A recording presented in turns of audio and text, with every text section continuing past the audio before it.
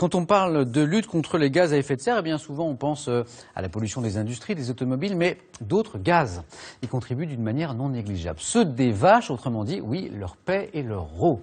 Mais les scientifiques français ont prouvé qu'on pouvait réduire ces gaz en modifiant l'alimentation des bovins.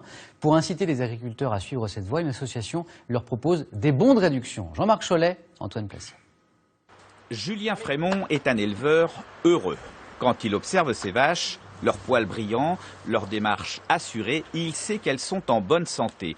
Et cela, il l'a constaté depuis qu'il ajoute à leur ration un aliment à base de lin.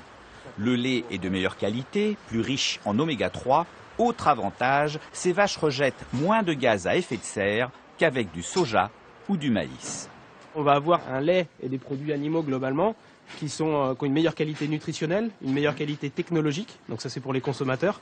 Mais aussi pour les citoyens, on a un lait qui est produit avec moins de dégagement de méthane. La ferme de Julien fait partie des quelques centaines déjà engagées dans cette démarche vertueuse. En échange de gaz à effet de serre économisé, sa coopérative lui offre des bons de réduction.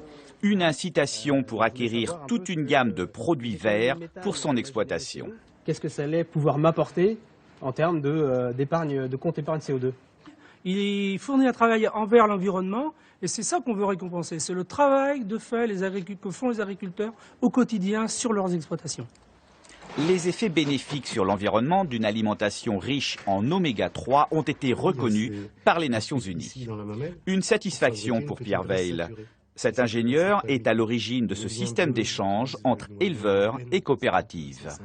Et à partir de là, on amorce toute une nouvelle agriculture qui va depuis l'agriculteur qui a rêvé de la démarche et jusqu'à des systèmes de distribution de ces produits agricoles vertueux avec le réseau des coopératives et des distributeurs qui couvrent déjà le terrain et qui, au lieu de distribuer les produits issus de l'agrochimie, vont distribuer les produits issus et nourrissant ce cercle vertueux.